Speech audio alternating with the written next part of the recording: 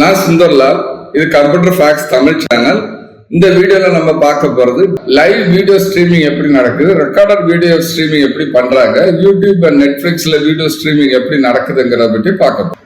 Video streaming how it works. Video ஸ்ட்ரீமிங்னா என்ன? யூடியூப்ல எல்லாம் லைவ் வீடியோ வந்துட்டு இருக்கு, நியூஸ் இல்லைன்னா வேற ஈவெண்ட்ஸ் எல்லாம் லைவா பிராட்காஸ்ட் பண்றாங்க. அதுக்கு பேரு லைவ் வீடியோ ஸ்ட்ரீமிங் பேரு.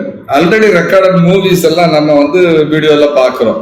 அதுக்கு பேரு ரெக்கார்டட் வீடியோ ஸ்ட்ரீமிங் பேரு. இதை எப்படி பண்றாங்க? இந்த பிக்சரை பாத்தீங்கன்னா தெரியும். இது live video streaming. Video camera use பண்றாங்க, மைக்ரோஃபோன் யூஸ் பண்றாங்க. அதுக்கு பிறகு என்ன பண்ணுவாங்க, ரெண்டையும் வச்சு கேப்சர் பண்ணி சர்வருக்கு அனுப்புவாங்க. இந்த சர்வர் என்ன பண்ணுவோம்னா அதை கம்ப்ரஸ் பண்ணும், என்கோடிங் அண்ட் கம்ப்ரஸ் பண்ணும்.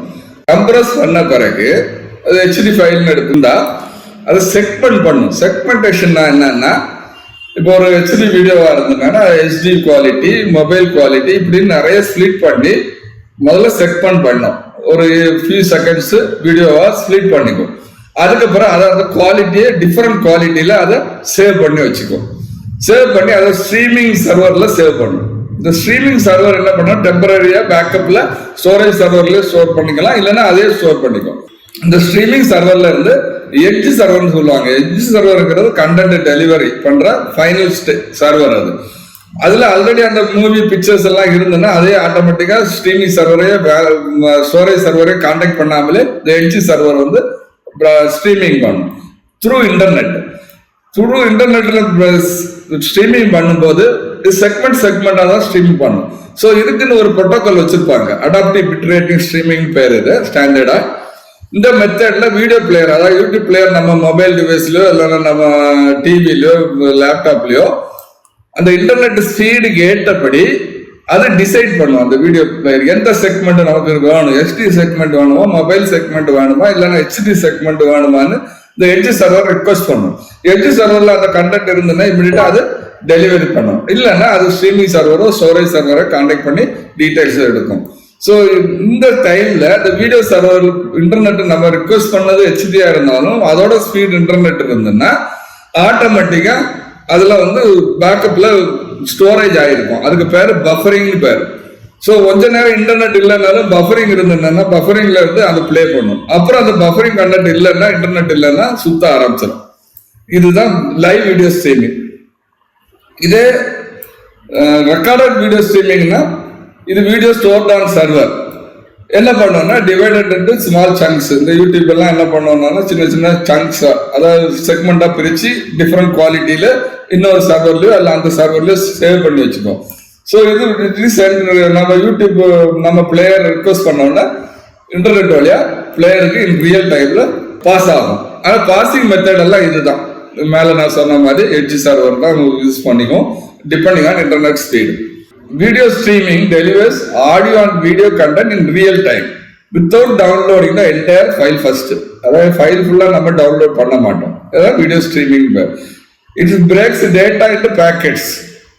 இதுக்கு ஒரு மெத்தட் யூஸ் பண்றாங்க, அடாப்டிவ் பிட்ரேட் ஸ்ட்ரீமிங் பேர். இது குவாலிட்டி பேஸ்ட் ஆன் பேண்ட்வித். பேண்ட்வித்ங்கிறது இன்டர்நெட் ஸ்பீடு கேட்டபடி அந்த குவாலிட்டி அட்ஜஸ்ட் பண்ணிக்கும். இன்டர்நெட் ஸ்பீடு குறைஞ்சா குவாலிட்டி குறையும். How video streaming works? First compress பண்ணும். Raw video file is huge, so it is compressed using codec H264, H.265. Segmenting. The video is broken into tiny digestible chunks. Delivery and adaptation. These chunks are delivered with the player as switching bit rates. Speed users internet speed use பண்ணி அது switch பண்ணிக்கும். Protocols, common protocols use பண்றது HLS, HTTP live streaming or dynamic adaptive streaming over HTTP என்ற protocol use பண்றாங்க. Interlaced and progressive video அப்படின்னா என்ன? இப்போ ஒரு வீடியோ நம்ம அனுப்புறோம் நெட்ல, ஃப்ரேமா தான் அது போகும் நார்மலா. அந்த ஃப்ரேமை எப்படி டிஸ்பிளே பண்றது டிபெண்டிங் ஆன் இன்டர்நெட் ஸ்பீடு அவங்க டிஸ்பிளே பண்றது. நான் சொன்ன மாதிரி ஹரிசாண்டல் அண்ட் வெர்டிகல் தான் ஸ்பிளிட் ஆயிருக்கும், பிக்சல்ஸ் பேர். ஸோ அந்த பிக்சல்ஸ் ரிசீவ் ஆக ஆக ஃபர்ஸ்ட் ரோல இருந்து செகண்ட் ரோ தேர்ட் ரோ கண்டினியூஸா அது ஸ்கேன் பண்ணி பிளே பண்ணும். அதுக்கு பேரு ப்ரோக்ரஸிவ் ஸ்கேன் பேர். நம்ம டிவில எல்லாம் யூஸ் பண்றது Pன்னு சொல்லி போட்டிருப்பாங்க. HD 1080p போட்டிருந்தாங்கன்னா ப்ரோக்ரசிவ் ஸ்கேன் பேர். அதாவது கண்டினியூஸா மேல இருந்து பாட்டம் வரைக்கும் கண்டினியூஸா லைன் பை லைன் அது டிஸ்பிளே பண்ணும் பிக்சல்ஸை. Interlaced scan alternative lines, first line அப்புறம் தேர்ட் லைன் அப்புறம் ஃபிஃப்த் லைன், இப்படி ஃபர்ஸ்ட் பாட்டம் வரைக்கும் முடிஞ்ச பிறகு திருப்பி செகண்ட் லைனுக்கு போகும். செகண்ட் லைன்ல இருந்து ஃபோர்த் லைன் சிக்ஸ்த் லைன்ல அப்படியே பாட்டம் வரை வரும். ஸோ ஒரு ஃப்ரேமுக்கு 2 தடவை அது ஸ்கேன் பண்ணி ரன் பண்ணும். அதுக்கு பேர் இன்டர்லேஸ்ட் ஸ்கேன் பேர். இது ஐன்னு போடுவாங்க, 1080 ஐன்னு போட்டிருந்தாங்கன்னா HD இன்டர்லேஸ்ட் ஸ்கேன் பேர். இது இப்ப நார்மலா கிடையாது. ஓல்டர் டிவில எல்லாம் இதுதான் யூஸ் பண்ணுவாங்க, அதாவது ஓல்டர் டெலிவிஷன் பிராட்காஸ்டிங் தான். அப்படி பண்ணும்போது என்ன டிஃபரன்ஸ்? இப்ப இது இன்டர்லேஸ்ட்னா லைன் பை லைனா ஃபர்ஸ்ட் தெரியும். நம்ம இமேஜ் டவுன்லோட் பண்றோம், இங்க ஹை குவாலிட்டி இமேஜ் டவுன்லோட் பண்ணா இந்த மாதிரி image first line third line வந்துட்டே இருக்கும். இது இன்டர்லேஸ்டா இருக்கும். இது ப்ரோக்ரசிவ், டாப்ல இருந்து கீழே வரைக்கும் கண்டினியூஸா பிளே பண்ணும். ஆனா அந்த இமேஜ் டவுன்லோட் ஆகுறது லேட் ஆச்சுன்னா கீழே எல்லாம் எம்டியா தெரியும், நமக்கு கண்டினியூஸா தெரியாது. Key differences: progressive scans all 1080 lines, மேல இருந்து கீழே வரைக்கும் ஸ்கேன் பண்ணும். அது இன்டர்லேஸ்ட் 1080 ஐன்னு சொல்லுவாங்க, அது odd even line. Quality: progressive provide sharper, whereas interlaced provides ghosting effect. இந்த மாதிரி எஃபெக்ட் தெரியும். Usage: progressive standard for web and modern TVs. Older டிவில இன்டர்லேஸ்ட் யூஸ் பண்றாங்க. Compatibility: interlaced footage records deinterlacing on modern LCD TV. அதனால இது use பண்ண முடியாது interlaced. Segmentation of video in YouTube.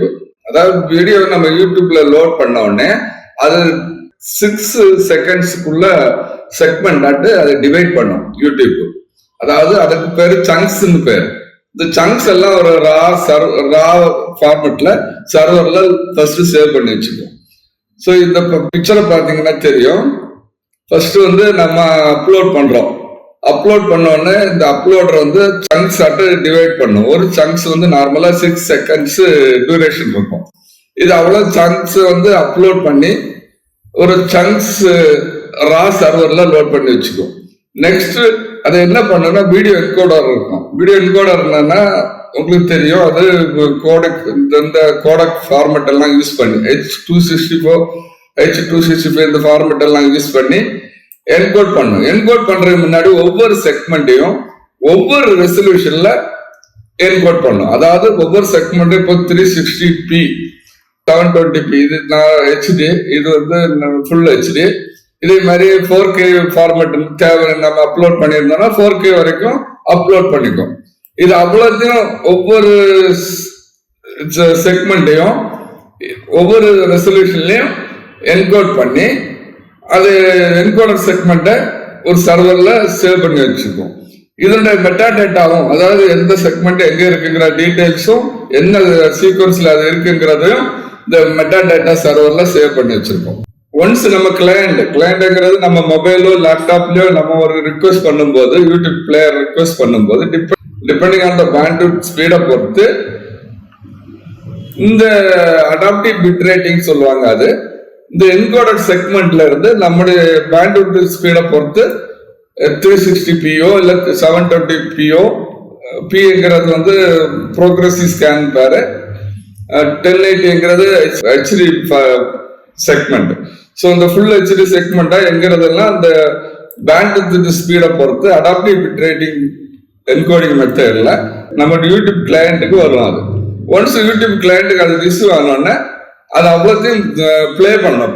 Already நம்ம ஒரு செக்மெண்ட் பிளே ஆயிட்டு இருக்குன்னா ரிசீவ் பண்ற செக்மெண்ட் அவ்வளோத்தையும் லோக்கல் கம்ப்யூட்டர்லயோ இல்லை மொபைல்லயோ சேவ் பண்ணி வைக்கும். அதுக்கு பேர் பஃபரிங் பேர். ஸோ இந்த இன்டர்நெட் ஸ்பீடு குறைஞ்சிருச்சுன்னா நெக்ஸ்ட் இந்த அடாப்டிவ் பிட் ரேட்டிங் என்கோடிங் மெத்தட்ல லோ ரெசல்யூஷன் செக்மெண்ட் தான் டவுன்லோட் ஆகும். ஸோ வீடியோ குவாலிட்டி நார்மலா சேஞ்ச் ஆயிடும். YouTube streaming segments video into multiple resolutions ranging from standard definition SD to HD definition or ultra HD depending on நம்ம யூடியூப்ல என்ன video upload பண்ணிருக்காங்களோ அதை பொறுத்தது. This process allows player to dynamically switch quality based on internet speed. Internet ஸ்பீடுக்கு ஏற்றபடி அந்த quality change ஆகிட்டே இருக்கும். How YouTube segment video works. Transcoding. The video is converted into multiple resolution, 480p, 720p, 1080, etc. Segmentation. Each resolution version is broken into small chunks. Manifest files. A playlist like Dash or HLS. This is the protocol is created which instruct client device on how to fetch these chunks. In the chunks எல்லாம் எப்படி நம்ம fetch பண்ணணும்ங்கிறது clientங்கிறது நம்ம மொபைலோ laptop டிவைஸோ. Playback. If the internet speed slows down, the player fetches the next segment in a lower resolution. அதாவது speed குறைஞ்சிருச்சுன்னா next segment வந்து lower ரெசல்யூஷன்ல தான் download ஆகும்.